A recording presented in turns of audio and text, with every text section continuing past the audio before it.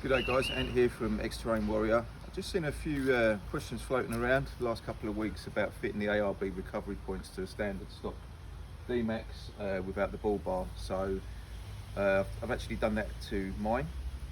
I was a little bit concerned at first because they do seem to sit back a little bit from the actual underside of the bumper.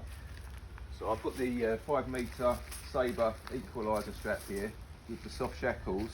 And I'm pretty confident that if there was a recovery and it was pretty straight, I think you'd get away with it. My only concern is if maybe I'm stuck at the bottom of a hill and someone's recovering me from up the top, you then might get an element of crunching. You can see the bumper flexes there, but again, it's not too bad. They do, once the shackles are fitted, the equaliser strap does kind of sit forward from the bottom of the bumper.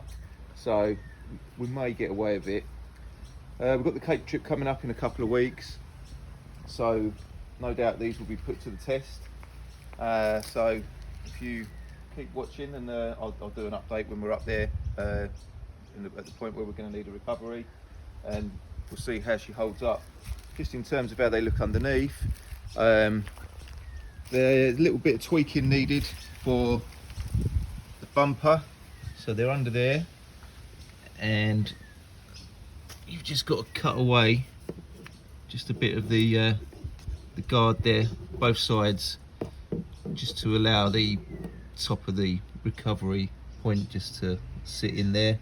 And there was like another little skirt that went across the front of the bumper here, and I had to remove that as well. So all in all, you know, they're not too difficult to fit. A little bit of tweaking, yeah. So watch this space and we'll see how they hold up. Take care guys, see you next time.